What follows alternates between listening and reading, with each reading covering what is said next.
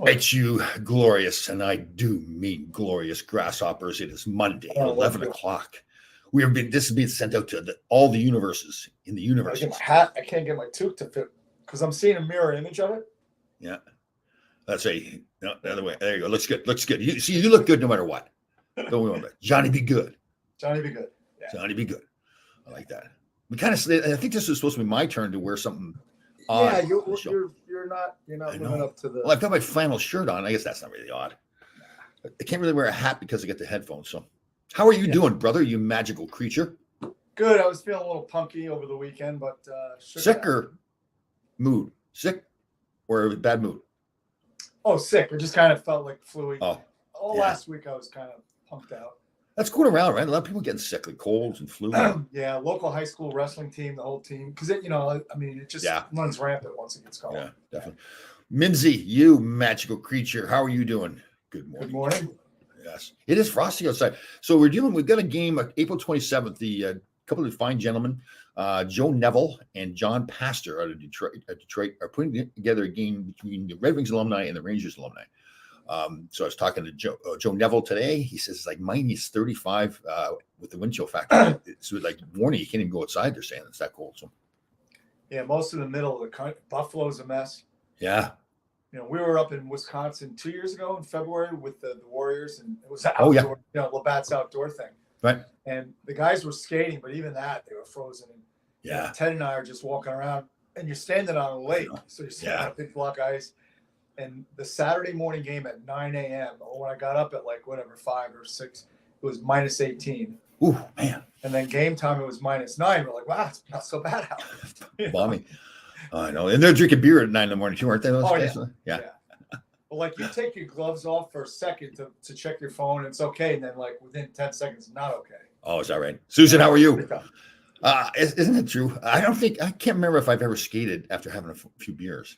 I never really no, I never did that, but it was Labatt's, and they had other sponsors there as well. There was a local Wisconsin brewery, I forget. Yeah, it was a great event. I mean, right. Those Midwest guys too, those hockey play Midwest guys. I'll tell you what, man, they forget the guys, the girls. The girls were phenomenal because it's girls hockey in Wisconsin's big.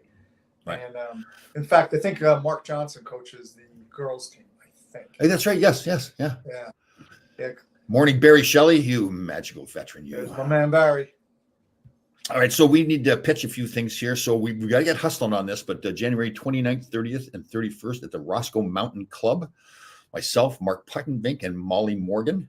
She's our dietitian. She's good, too. She's very good. Yeah. She knows her stuff.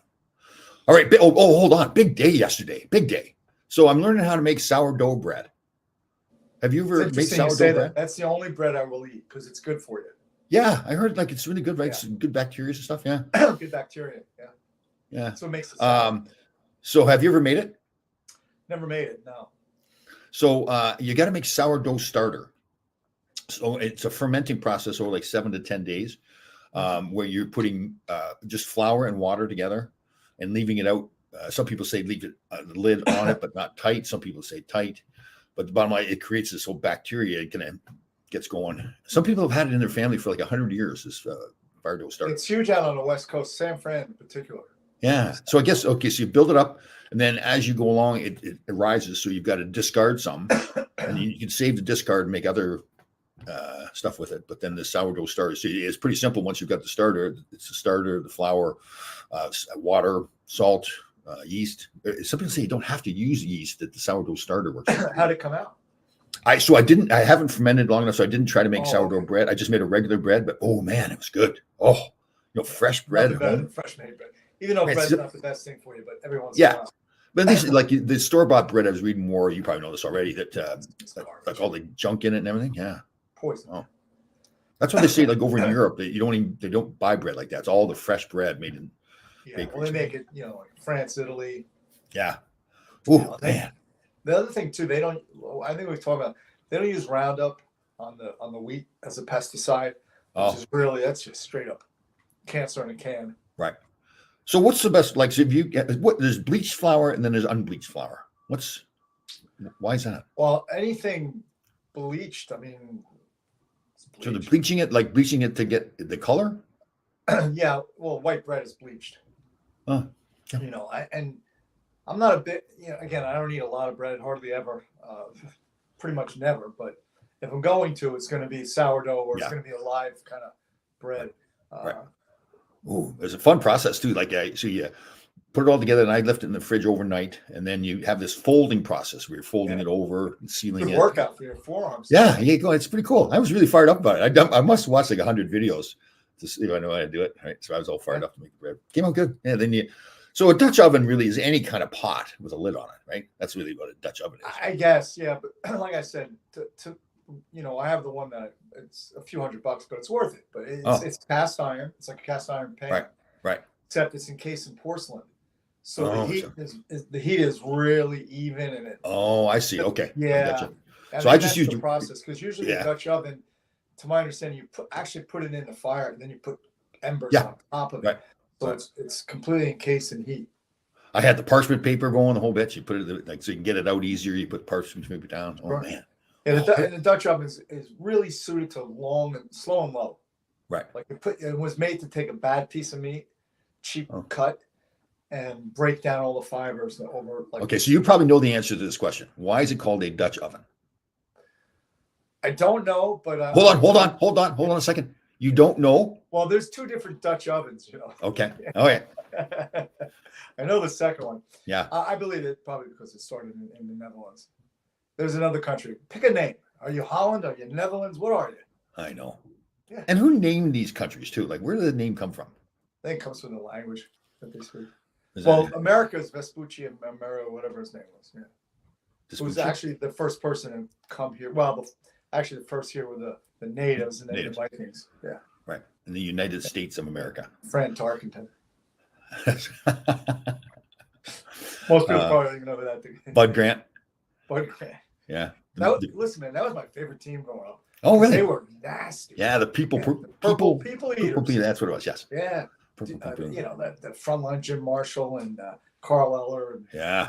And they just were tough. Even the names were tough. Like Carl Kasulki. Yeah, all the videos you saw too. All the videos you saw too, it was cold and the breath. You could see the breath coming out. Wouldn't let him wear any. Well, they didn't have Under Armour back then, but he wouldn't let him wear any flannel. Oh, is that right? Oh, yeah. Just like KC, the running back the other night. He's out there, short sleeves on. I know. Pacheco. Okay, so what's our prediction here at the Cowboys? Are you going to fire the coach? They got to fire him. Yeah, you know what? It's not again.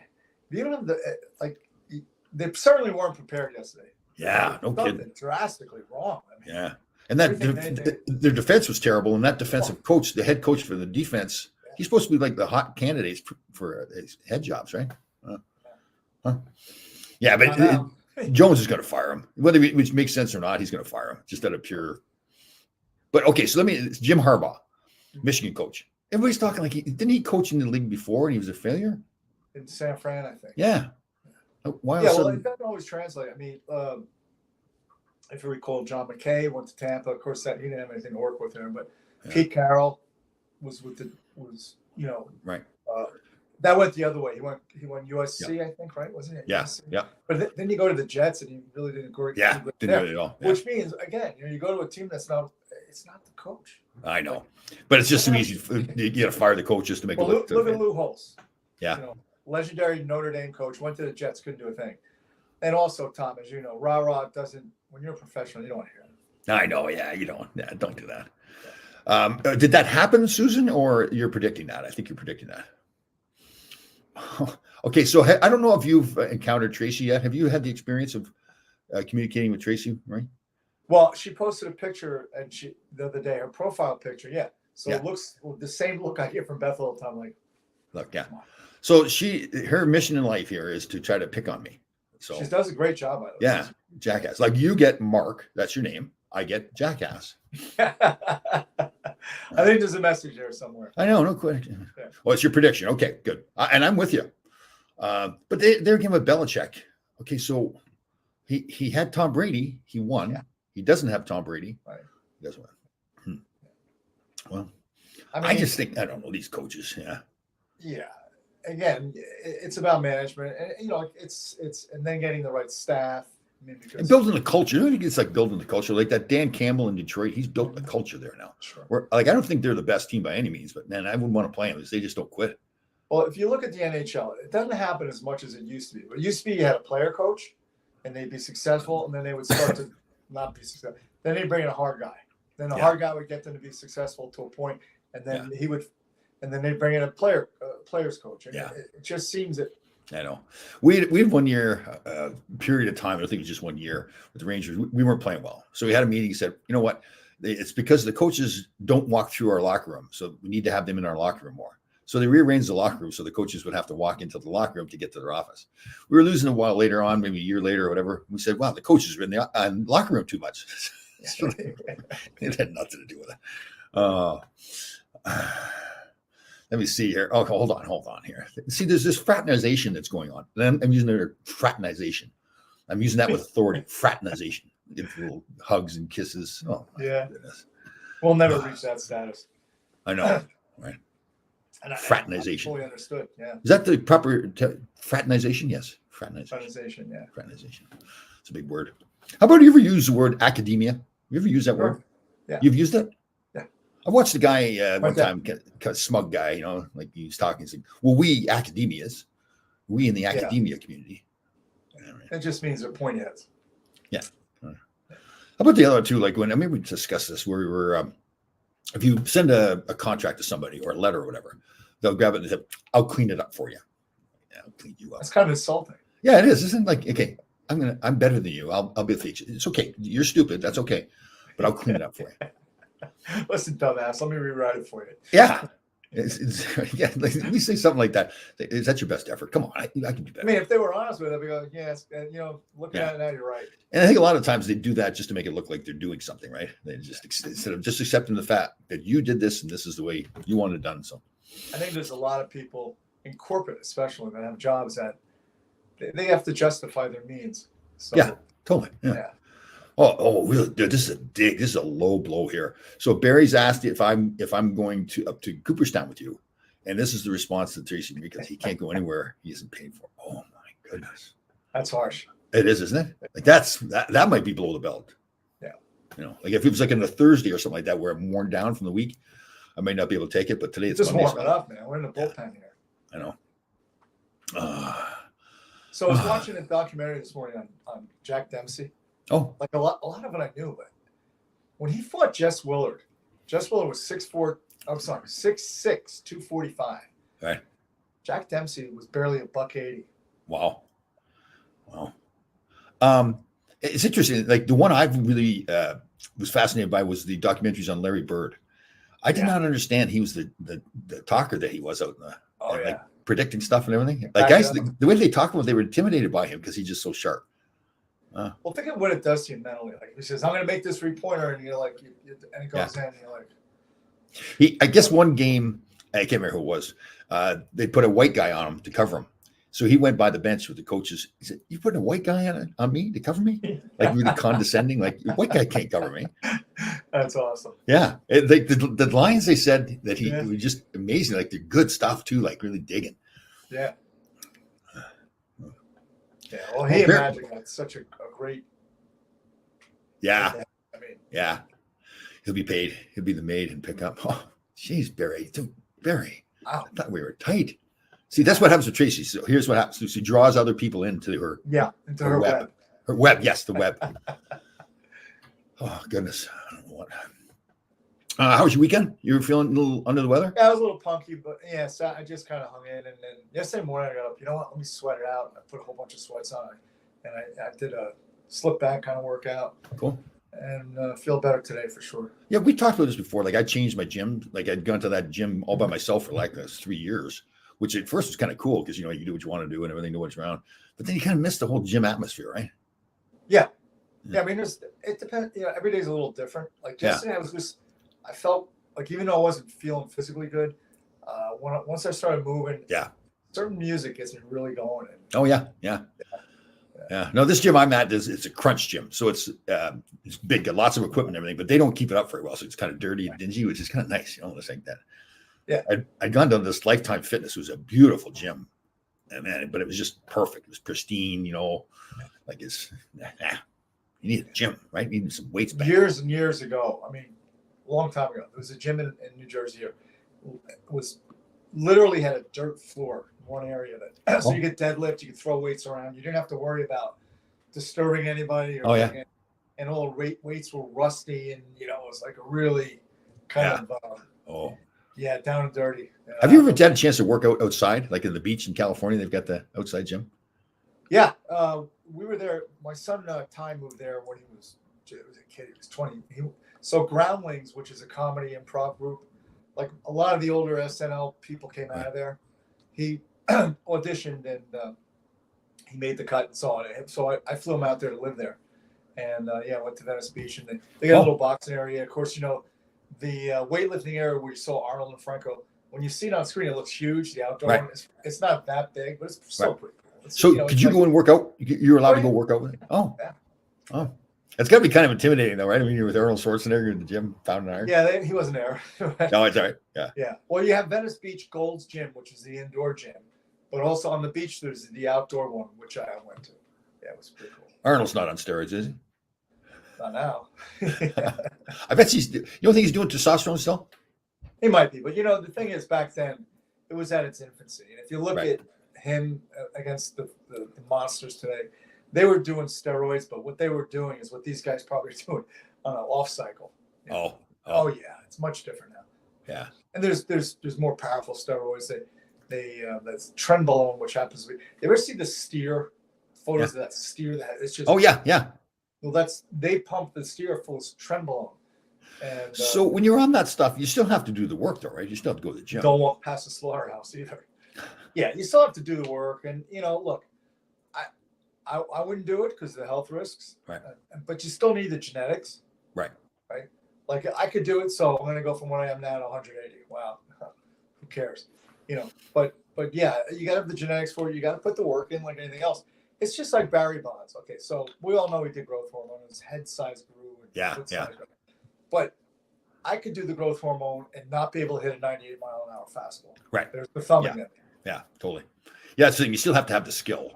Yeah, you still got to be able to hit a 90-mile-an-hour slider. I can't do it. I can't even hit a 40-mile slider. So there's that. Boy, now Danny's picking on me today too. Danny Erickson. Hey Tom, the Kings want to remember the time that you called in with the flu. They said you're full. Man, I don't know. See, it's the Tracy influence. Yeah. Ti. Well, yeah. Ti. Tracy influence. Yeah. You got AI and then Ti. Yeah. I don't know why I think of this story. Something reminds me. So Nick Fotillo, who was great practical joker, great teammate and everything. He got so Herb Brooks was coaching, and apparently Nicky had a bad game, and Herb was all over him. And he went into practice the next day and confessed to Herbie that he was out drinking the night before, and that's why he had a bad game. So he made the mistake, though, of going in the locker room, and all of us were just coming into the locker room when Nicky told Herb the story. So Herb, I don't think Herb knew what he was doing. He then announced to the whole team what Nicky had just said. Nicky acknowledged that he was drunk, which was Nicky wasn't a suck up like that, but in that case, it was a little bit of a suck up move a little bit, but that wasn't Nicky's way. So of course that turned into like every couple of weeks or whatever, I'd go to Herb in front of everybody. I'd go like, Herb, remember that game I didn't play too well 2 years ago? I was drunk the night before, and poor Nicky was just What you should have said was, that game I had, bad game, that's because Nicky was drunk that night. That's good. I never thought of that. Oh, that was good. Yeah. Oh, that's true. Oh.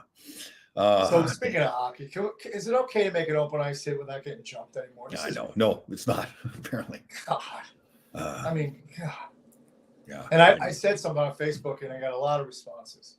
And I'm surprised the coaches don't go to the players and say, guys, stop. You're costing our team because you're taking this extra penalty.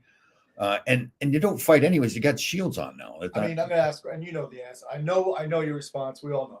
It would have never happened. Oh, no. Yeah. Never happened. If somebody, but I'll tell you, you got some, we talked about this. Somebody made a good hit. We talked to them all game long. We're coming to get you. We're coming to get you. That's all. Yeah. And we're going to get you and wait for a good chance to get him as an open ice hit. Yeah. So my good friend, Kelly Ricketts, he's, I don't even know where he lives now. Like, you told me about him. Yeah. He's you look up outdoor man. There's a picture of Kelly standing there. By the way, he's an incredibly musician, performer Shania Twain. He's won some Canadian country stuff. But he's just a, rough and tumble guy. He was a good fighter. And he responded, said, yeah, when I got hit, I just looked for a spot to get that guy back with another clean hit. Totally. You know, and But there's going to be opportunities. Yeah. Look at that thumb came up again. Yeah. What is that? How? It's only on my side. But Yeah. You ever notice that? So they approve of me apparently, but you. It hasn't happened in weeks. Now all of a sudden it's popped up again, and I don't think anybody else can control. Like we're in control of the show. Like I can. No, we're not. Yeah, you're right. Good point by you. Aliens. Maybe because we referenced the universe, the aliens came down. Yeah, the TI. Back off on that. Yeah, the TI aliens. Yeah. They're mean aliens, like TI. Yeah, pick on people. Hockey. That shot from Panarin that one time yesterday, that was sick. Yeah, it's the only way I could describe it. How about some of the football? Like there was some blowouts there. There's one good game. Detroit was good.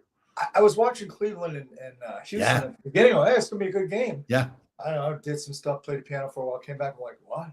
Yeah, I felt bad for Joe Flacco. That was kind of a good story. A guy that sitting on the couch and all of a sudden he's playing. Jets gave up on him as a third string. Yeah, I know. Didn't even really give him much of a shot, did they? No. Talk about a guy with some bad body language on the sideline. That was him. That was the problem. Like, are you into the game or not? I kind of like the Lions. Oh, I do too. Yeah, Dan Campbell's great. That Laporta, he got hurt the last game of the year, but came back and played. I love Goff. I thought was terrible when he left LA. Playing great. Yeah, I just what I think Campbell has built that culture there. He and the general manager of the certain kind of guys to get there. That Aiden Hutchinson. Did you ever see the video of Aiden Hutchinson, the rookie, when he did that at training camp? I think it was his first training camp. They had him sing a song. No. Billie Jean, yeah. And I guess he sang before, and what was really impressive, here's a rookie up there singing, and he was really good. He was really into it, dancing the whole bit. Yeah. But his teammates were just fired up too. They were like happy that he was doing so well. Like they're jumping up, throwing towels. It gets guys going. Yeah, it was cool. If you ever get a chance, it gets me jacked up seeing it because of the whole. They're in this big meeting room and everything. Yeah. I think that when you talk about Campbell, if the biggest influence in my view, this is my view, that a coach can have is to make guys accountable. Yeah. And not accountable to themselves, but accountable to the guys sitting. Yes. Isn't that true? Yep. Yeah. And I think that's how you develop. That certainly leads to good things. Yeah. So, and I agree with you. I think it's partly like the kind of guys you draft, the kind of guys you sign. Again, they're not all going to be the same. Not everybody's going to be perfect, whatever. But that same mentality. That's what impressed me about him saying that song was his teammates were just so into it. Like the whole room was just jacked. They're all fired together. Up. That's why I said I really like. I forget who the guy was. He was an assistant in Vancouver, and every training camp, every player had to write a 2-paragraph biography. Oh. And they would distribute it amongst everybody. Right. So now I'm looking at, I don't know, I'm like, I never played with you. I didn't go to school with you.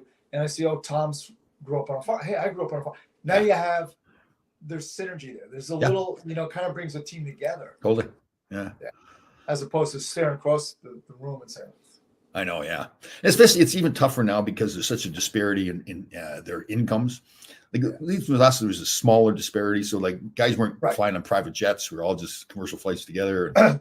Just look at the kid from Philly that refused to go there, and they traded him to Anaheim. Yeah. So I mean, I don't know, man. I don't. Well, Tortorella. I know too. Tortorella went after a reporter because they're trying to blame Hayes that they traded Hayes to St. Louis, and I like the way Tortorella stuck up. Yeah. Yeah, even though he wasn't even on his team anymore, he still stood up for him. Yeah, told him to shut up. Yeah, that's one thing about Torres. He's not big on the press. Oh, I know.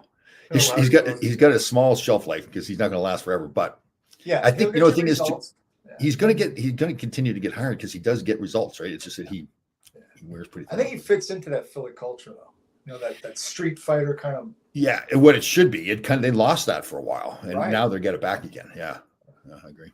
Because that's what the fans in there in Philly want. You see, Glenn Cochran passed away. No. Yeah. Oh, love that guy. Yeah. I didn't really know him that well, but we got to be. I think you fought him, didn't you?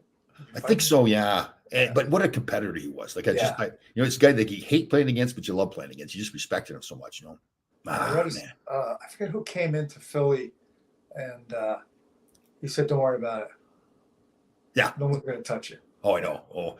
Yeah, he was. I think I saw Bob Nystrom get interviewed and say that's the guy he feared the most fighting. Now, did he become a firefighter? There was somebody that was. I'm pretty sure. Yes, I'm pretty sure he did. Became a firefighter in Toronto.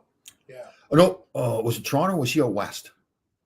But I know who you. He Yeah, became a firefighter, right? I know who you're talking about too. Yeah. Let me see here. Just over the weekend. Layla should have joined forces with Gillies and went after. There was one time, so it was. So I played like how many years? 4 or 5 years in the league when Sader comes in. So I'm an established veteran player, and we had a preseason game. And I'll never forget Stephen Patrick, James Patrick's brother, was on the bench, and it's a preseason game against Philly, and it's like it's a goon show, but I don't like. I'm past that. I don't even know why they bothered putting a puck out there. Yeah. So Sader leans forward, so he's got like the one foot on the bench behind him, the other foot on the boards. He's leaning forwards, and I think he did it just so Stephen Patrick could hear it too. He says, "Why aren't you out there fighting? Have you lost that too?" Like trying to insinuate that I've lost everything in my game. And I swear to God, there was a second there where I was thinking, I'm going to grab you by the throat and pull you right head first out on the ice. And I thought, I can't do that. But then when I heard the story that Clark Gillies threw him around the room up in Buffalo, can you imagine Clark Gillies going after your coach? Not cool. Yeah. Kevin McClone was telling a story where he was down. I don't know if he was in American League or where he was. And every time he touched the puck, the coach was yelling, "Get rid of it, get rid of it." Didn't work out well for the coach. Slapshot legend. On here. Oldest rookie passed. Slapshot legend. Oldest rookie passed away as well. Huh. Rod Jameson, how are you doing up there in beautiful Buffalo? Man, it's cold. Is the game on tonight? I mean, the weather. Yeah, it's at 4:30. Supposedly it's going to stop at 1 o'clock. The game's at 4:30. Yes, they moved it. It was supposed to be yesterday afternoon. Holiday. Yeah. Well, it's supposed to be yesterday afternoon, and they moved it to. I guess did you see this? Like you can't even see. I know. There's one big. It's funny. One big guy was shoveling. He just took his shirt off and he started sliding down. Yeah, I saw it. That was awesome. It's got to be Buffalo, right? Yeah. Everybody else has got the coat on. He's got the shirt. He could do it with the shirt on, but no, he has to take the shirt off. So, oh God, here we go. Here's the TI effect here. Like she's rallying the troops, right? Hi Barry, hi Doug, rally the troops. Hey, there's strength in numbers. Right? Yeah, it's all a strategy with her. I think she like stays up at night, like strategizes, like writes things down on the board. Whatever. Strategizes. Yeah. How are your poops today? Are you a morning pooper? Yeah, we talked about this. I am I get things done before anybody's up. And you're not into you're not taking any Metamucil like that, right? It's just all natural. I heard a terrible joke. I'm just passing it along. Okay. How does a blind guy know when to stop wiping? There's no answer. It's terrible. 3 old guys are sitting on a park. Listen, 3 old guys are on a park bench. And one guy said, "Yeah, and one thing I miss about being young is getting up every day at 6, taking a nice healthy pee, and having breakfast." So the second guy says, "Yeah, kind of same thing here. Getting up early in the morning, first thing I evacuate." The third guy goes, "I don't know what you guys are complaining about, man. I'm up every morning 6. I do both, and no problem. If I could only wake up before 9, man, life would be really great." Oh, okay. Okay, what do we got here? Connie Magadan. Okay, who's Connie Magadan? So he was the older. Ron's right. I think he was like 38 years old or 35 years old. Played his first NHL game. Oh, yeah. Wow. For Glenn Cochran. Man, that makes me sad with Glenn Cochran. Yeah, me too. This is the guy. Yeah. Guys lately, like Clark Gillies, Roger Bear. Yeah. Man, Posse. Yeah, lots like Willie Huber years ago, Mark Pavlich, obviously. Oh, what happened to Willie Huber? I believe he had a heart attack. Oh, jeez. Yeah, he was with his family. I guess, and I don't know this, but somebody told me the story. He was working as security up in Hamilton, Ontario, at the ice rink. Yeah. And they say he was the happiest he'd ever been. It was a simple life. He just wasn't that kind of guy. Like he was that big guy that's probably too big of a player to be the kind of player he was. And just really wasn't like, I don't think he enjoyed that fancy lifestyle and everything. They said he was really happy. Yeah. I think he had a family and the whole bit. Man, how long ago was Bob Probert too? He was a while ago. He's been gone for quite a while already. Yeah. Do you see the documentary on him? Yeah. Yeah, I didn't remember all the details of the drug addiction problems and that kind of stuff. Yeah, a lot of it stemmed from his upbringing. His dad was a pretty guy. I saw that. Yeah, his father was a police officer, right? He was a captain of Windsor. Yeah, police chief, I should say. Yeah. The way made it sound like he was tougher than Bob. Maybe make it sound. Yeah, and he was tough in a bad way too, like very racist and all that kind of stuff. Yeah. Not cool. Yeah, back then, especially like where I grew up in Canada. I just didn't know about racism. I'm totally naive. It's funny because Beth and I were talking about this the other night. Like, I went to school with Puerto Rican kids, Asian kids, Jewish kids. They were just other kids. We didn't think of it like we didn't put them in a category. But now the media and the government, one particular party more than the other, everybody's in a category. Everybody's in a specific. It's just so stupid. I mean, it doesn't mean anything. Yeah, I know. Okay. When you're in the foxhole, whoever's standing next to you is your brother. Yeah. Oh, totally. Yeah. Yeah, you think about there's some great pictures of little kids, like they're like 3 or 4 years old, black kid and a white kid, they're hugging each other. They don't know. Racism is an educated process. Yeah. And you know what? Indoctrinated process. And you're never going to stop it. I saw, who did I see? Morgan Freeman, I think it was. He stopped talking about it. Like, so my way of thinking too is I have a different vantage point.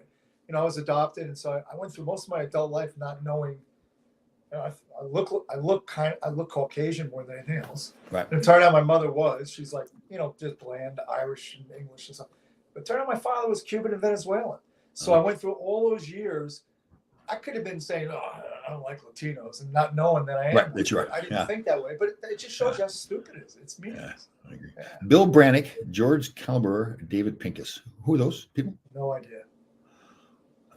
Maybe those are other people. T.I. is trying to rally together against. Yeah, it could be just gathering her posse.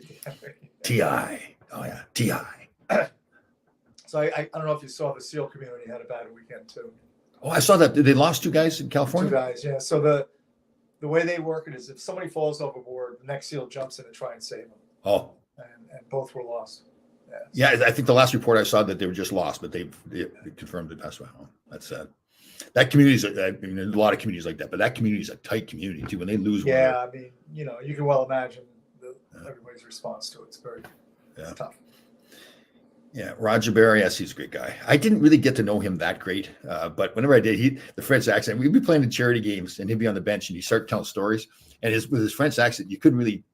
I could tell the guys couldn't totally understand, so I'd go by. I'll translate later on for you guys, okay? And he was used to it because I'd always give him a hard time. He was around for a while when I was there, and he was telling me more stories about when he was a GM at New Haven, right? And the horror stories there. Yeah. But I think the best Roger Bear story I heard was when they're playing Boston, and he got so frustrated he just stopped on the goal and said, "Bobby, can we have the puck at least once in a while?" Oh, Bobby Orr was unbelievable. They'd have a weekly show, I think it was on CBS on Sunday morning, and they go the highlights of the entire league. But the last 10 minutes was just dedicated to Bobby Orr highlights. I'll never forget. I was a kid watching that. It's just you do whatever you want to do. I love filling out forms and they ask for a race, Native American or other. Exactly. Yeah. You're right, Ron. And like, what's the point? I mean, I have as much connection to Cuba or Ireland. I don't. I'm an American. I was born in Patterson, New Jersey. I guess we shouldn't be naive. We're not a black person living in America, and there is discrimination, and there is discrimination, and there's certainly we live in a society where you do certain ethnicities do have, I wouldn't say an advantage, but it is really. Oh yeah, totally. It is an advantage. Yeah. But to say that everybody gets that advantage or everybody that doesn't have that advantage can succeed is really not true. Yeah. Oh, God. You gotta want it. You gotta. I mean, maybe that's a simplistic way to look at it, but you can't use it as a crutch. You should use it as inspiration, a rallying point. To make you a little pissed off and work harder. Yeah. To prove everybody wrong.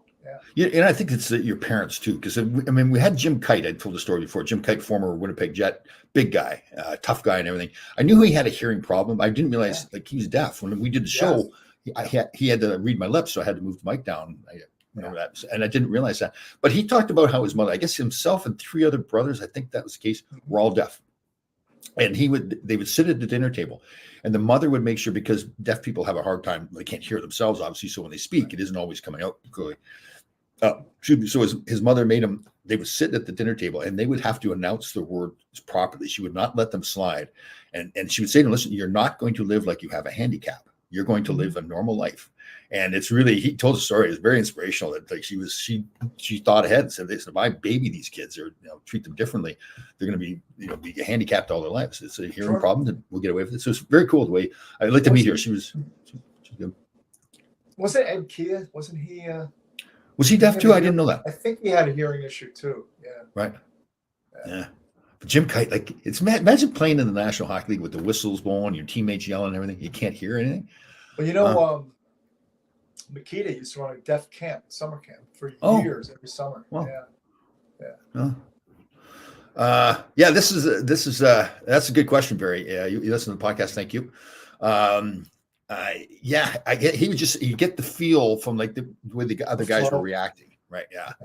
So I think I told, so the charity game we played in, not this past week, the week before, I think I told you I had the coaching glove on, that has a whistle on it. So I was blowing the whistle every time. I think, if they're close, the other team's close to having an offside, I'll blow the whistle thinking I'm going to throw them off. Well, they didn't pay attention to me. They just kept going, but our goalie didn't know what was going on. So he would stop. So I find it was kind of funny. I finally had to go to him and say, listen, it's me. So yeah, you got to let the other guys in on it. When I was at, my son played at Montclair State University, one of the assistant coaches I worked with, Christian Valvano, every time the other team would come down, like our end, he'd scream, offside! And at least once a game, a kid would hitch up and create an offside. It was fun. I like doing, they have penalty shots a lot during those games too, instead of having penalties for the shirt. So they have penalty shots. Yeah. So I like doing it then too when the guy's coming in. But yeah. Let me see here. Go Sabres and Steelers. Who the Steelers playing? Sabres are playing pretty well, right? Yeah, I mean, kind of in the middle there. Kind of middle of the pack. Yeah. Jersey had a tough start. Edmonton had a tough start. Two teams I think a lot of people thought, geez, they could maybe play in the Stanley Cup, but they're coming back now. They're coming back into it. So, well, I mean, that's the one good thing about such a long season. You do have a chance to bring it back. Yeah, together. It's worse when it seems like it's worse when it's right at the start, right? You can have a tough spot like for 10 games in the middle of the season, as opposed to the start of the season. Nobody really pays that much attention. That's why I like the fact that Rangers got all those points in the bank early on. Yeah. Because they did hit they're kind of still struggling a bit. Yeah, I know the Flues didn't. Zibanejad missed the game the other day with the flu. Hold on one second. Just somebody asked me a question. How good is Ryan Lingman's brother, man? That kid can play. Yeah, no kidding. Tom, did you when you played? Did you get paid week? No, every other week. It's only during the season. Was it only during the season? Yes, only during the season. Yeah. I think you had the option to get paid year round, but I don't. Anyway, took it. We won. I mean, I made $60,000. That was the joke in the playoffs. Everybody's an amateur. That's right. Yeah. Well, that it's very funny, but it's also really I love that part of the game because we didn't try to win the Stanley Cup to get money. It was a bonus, but it really wasn't that much. But and even these guys nowadays, the guys like Connor McDavid making $13-14 million a year, winning the Stanley Cup isn't about him making and get some kind of a bonus, but it's really to win the cup. Yeah. Well, it was a little bit of a play on words, but when I was in New York, we played Buffalo and we lost, and Buffalo at that time was having ownership issues. Right. And they had missed the payroll. And then the league rule is if you miss 2 in a row, then the league takes the team, right? Oh. And they had missed the one payroll. They eventually got ownership. But the back page of the Post of the News said Rangers beat by amateur team. Because they weren't being paid.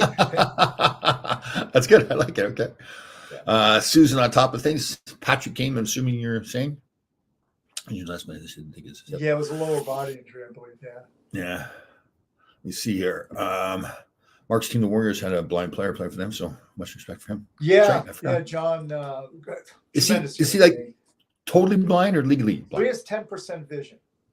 Okay. So he's told me it's like looking through a straw. So when he walks into a room, he's got to look around, make a mental note. That's there. That's there. That's there. Same thing on the ice. So sometimes he made plays. It was like unbelievable. Yeah. Like, I don't know. Didn't you tell me that you guys joke around, like you tell everybody that he's going to drive the Zamboni or something? Oh, when we went up to see Barry, we had photographs of him behind the wheel of the bus we were on with his cane out the window. Oh, that's funny. Great guy. That's really funny. He flew the big C-130s and all that stuff. Oh. He was a pretty decorated. He's a tremendous human being. He's got his daughter's on the board, Kiki, and she's just a tremendous, like the love for her father and because she lives in Connecticut. And he lives in Toms River, which even from where I live is another hour and a half or so. That's a hike, She would drive all over to take care of her father. It's a cool story. Cool. Great. Don't you love that stuff? Oh, man. Yeah. I love when people are dedicated to each other like that. Oh, man.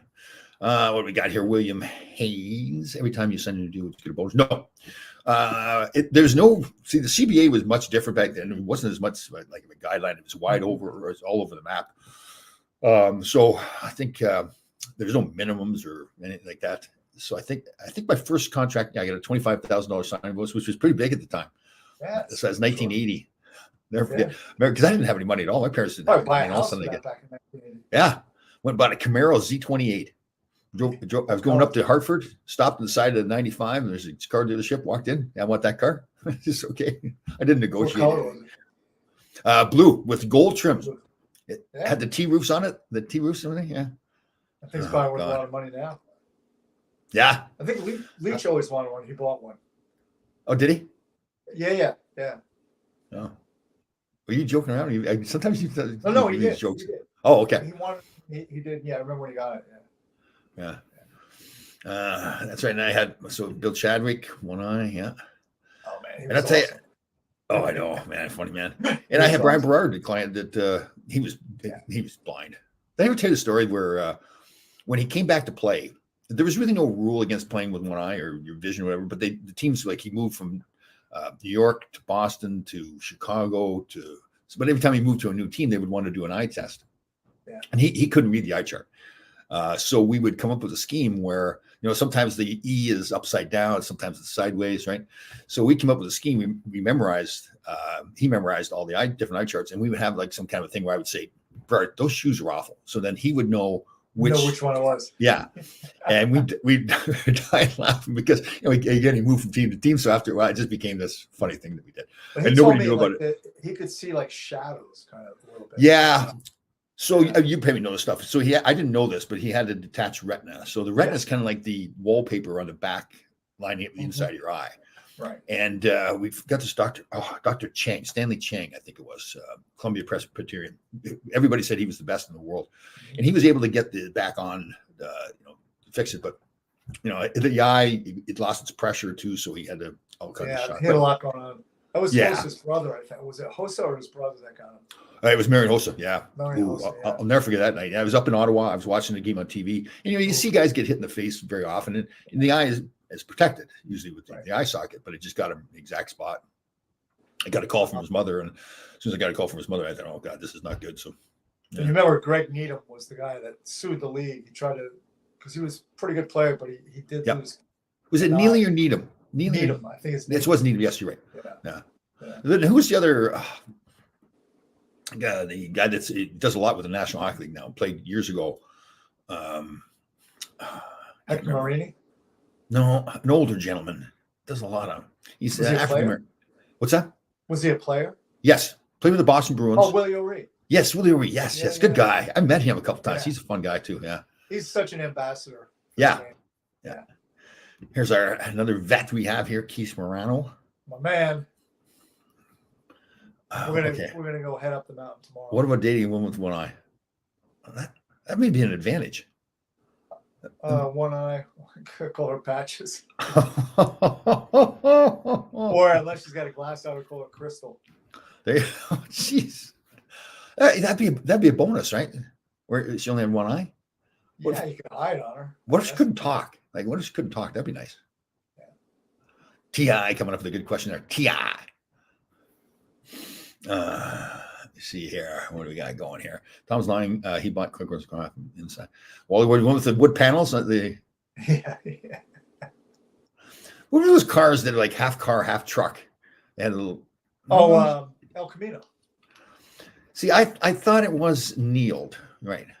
Yeah, Neil, you're right, Danny. Right. Yeah. Okay. We were both close, but I think didn't Dave Maloney hit him? I think that's how he lost his eye. I don't know. But did it happen in junior or I don't know, because I thought I heard a story that he was after Dave, like he was mad about the situation. Or Dave maybe did something else. I don't know. But, that's right, Hector Marini. That's right.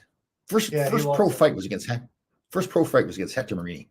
He was with the Islanders. We had a rookie camp. Yeah, spanked him pretty good. I felt bad because I worked out all summer long. I knew I had to come in and show that I could fight, and I just pounded iron. And I had a guy that was on the Islander. I guess I played against him in college, and he was on the Islander farm team. He came to me after the game. He says, "Because you can't fight in college," and he says, "I guess you didn't forget how to fight." He goes, Yeah. But you know what's funny? I remember that too. So I wasn't due to play against the Islanders, the big club, the next night. But after that fight, they brought me up to play. Sure. And I'll never forget because they must have told Bob Nystrom that I could fight. So he comes right over to me right away. It doesn't do much to me. Just kind of bumps me, like kind of like, okay, what are we going to do here? How are we going to play this game? And you start thinking that, okay, so I mean, looking over, you see Clark Gillies, and you see Bob. Okay, am I going to have to do this every night now? That's back then. That's who it was. Yeah. Yeah, it's a tough spot to put yourself in. Yeah. It was Dave Maloney. Neil was by Dave Maloney. That's right. There's something online. I think Neil contacted him on Facebook or something, and I think he was serious that he was really he wanted to meet Dave. Still bitter about it now. Yeah. But, yeah. I don't think Dave did it on purpose, but I mean, he's not that kind of guy. Yeah. Yeah. Although Dave he's got the snap ability though. He's yeah. I like that word. Yeah. Some guys that were working with him, investment house someplace in Greenwich here, and a lot of Dave's job and his co-workers with like cold calls, calling people up, trying to sell products and everything. And they knew, like, when Dave, especially pretty soon after he retired, if he would make a cold call and somebody would say no to him, and if it was going on for a while, they'd all clear out of the way, and then he'd grab the phone. He started banging the phone on the desk. Oh, well, that's funny. Let me see here, Danny. What do we got here? What do you got? Tom wanted to buy the Mystery Machine from Shaggy and Scooby. I don't know if I ever watched that show. Scooby Doo. That's a cartoon. Yeah. What cartoons did you watch? Popeye? When I was a kid, yeah, it was the old ones. Popeye. No, what cartoons you watch now? I don't. Yeah.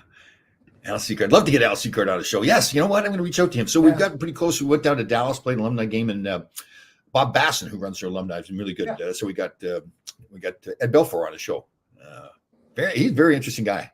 Al Seacard could play, and he was a pretty tough man. Yeah. Oh, I'll never forget.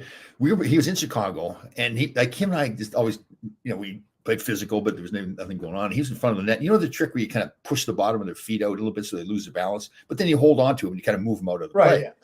So I did this to Seacard. His stick flew up like he was falling backwards, hit me in the face, and cut me. It was all my fault. And he got 5-minute penalty, got thrown out of the game. And he's looking at me because we got kind of gone along. I said, "I'm sorry, Al. I just was trying to move." I didn't make the call. Oh, I know. Funny stuff. I remember there's a player I'm going to remember. A young player was playing with Boston, played the St. Louis. I'll think of his name probably after the show. He was on the ice in Boston. I was on one-on-one with him. He kind of fell down. He fell down on his own. It wasn't like I knocked him down. He fell forward and he pushed the puck, like shot it into my shin pads. It bounced up, hit him in the face, and cut him.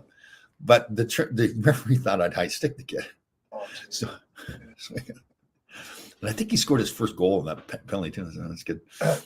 He kind of apologizing too. Oh geez, we have babbled on today, you magical Johnny Be Good. Yeah, it's Martin Luther King Day, so that's right. Yes. What's going on, Johnny Be Good? Where'd you come up with that today? Like, is this just a good song? Oh, Johnny Be Good. Yeah. Oh, I gotta go watch that Aiden Hutchinson sing. You gotta watch that Aiden Hutchinson sing that song though. Yeah, I'm gonna watch it when we get there. Billie Jean got my soul. Yeah, he's good. Oh, so that's like Bigby Kenny.